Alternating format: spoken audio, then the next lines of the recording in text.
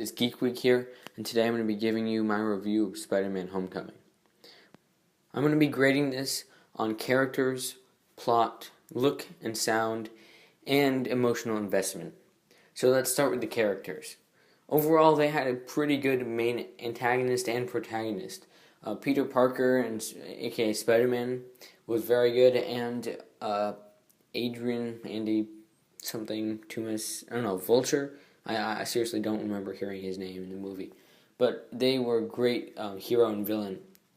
Tom Holland plays Spider-Man amazingly, I think just as well as Andrew Garfield. Definitely I liked him more than Tobey Maguire. And he definitely had a comic book feel, like he felt like Peter Parker from straight out of the comic books. It was definitely comic book accurate. And then the Vulture was probably my second favorite MCU villain after Loki, but I think he was better than Ego. He had good motivation, like a clear motivation. He was relatable. You understood where he was coming from. They set him up right from the beginning. He's this guy who needs money to pay for his family, and he does go crazy like a little through the film because of what he's been doing. But I think they sell him well. He's not entirely villainous. He has a good side, as shown in the post-credit scene. But he definitely feels like a good villain for the MCU.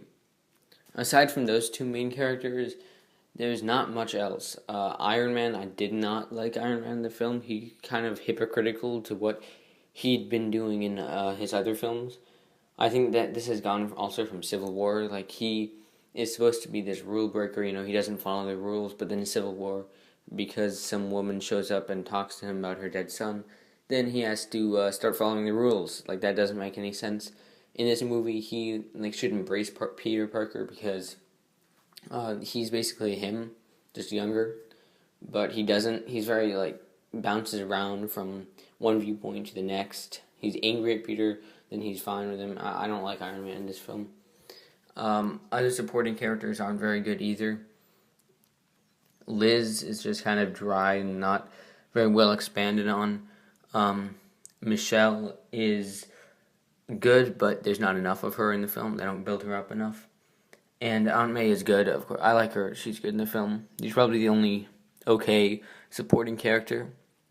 Ned could have been better. He wasn't very good in the beginning, but he had his moments. But honestly, though, the supporting villains were probably better than some of the supporting characters to Spider-Man, like Shocker. Even though they didn't really build him up much, he felt more realistic than other henchmen. So overall, in the characters, I'd give it a 3 out of 5. The protagonist and antagonist are great, but everyone else is just kind of mediocre. Now onto the plot. The plot was pretty good. I think they did a good job making it like a high school story, unlike the other Spider-Man movies, and I think that's true to Spider-Man. I like that.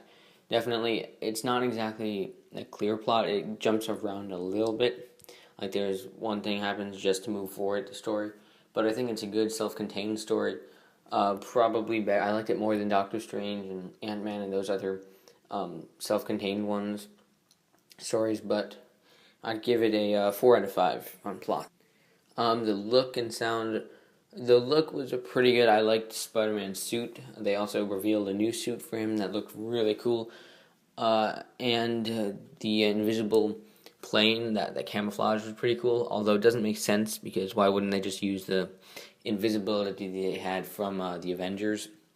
I don't know, they should have put this in the Avengers. This is definitely more realistic and it looks pretty cool. Spider-Man's effects are great, but some of the fire CGI doesn't look great, like towards the end in the final battle. The sound is great. I mean, they turned this Spider-Man does whatever a spider can, spins a web into this.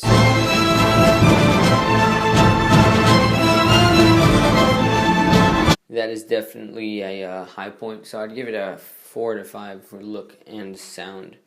And finally, emotional investment. I'd say overall I did a mediocre job on this, but there was one scene that I think rises above other superhero films in terms of the moment when the superhero gets beaten and then they have to rise up again. When Peter Parker is under some buildings that's been collapsed by the Vulture and he has to get his way out of that. That was probably one of the most emotional scenes in the whole movie. One of the most emotional superhero scenes, or realistic, I guess. I definitely felt his pain and his struggle, and that definitely I like that part of the movie. So I'd give it a 4 out of 5 on this. So overall, it's a 3.75 out of 5. So I would say definitely go see Spider-Man. I mean, it's probably better than the other Spider-Man trilogies, honestly. And I definitely got excited for the next Spider-Man movie. Stay for the post-credits. The first one sets up the next Spider-Man film. The next one doesn't exactly do that, but it is definitely worth sticking around for. Alright, thanks for watching, guys. Don't forget to subscribe, like, and comment. It's Geek Week, and I'll see you next time. Any size, catches thieves, just like flies, look out, here comes the Spider-Man. Is he strong? Listen, bud, he's got radioactive blood. Can he swing from a thread? Take a look overhead. Hey there goes the Spider-Man.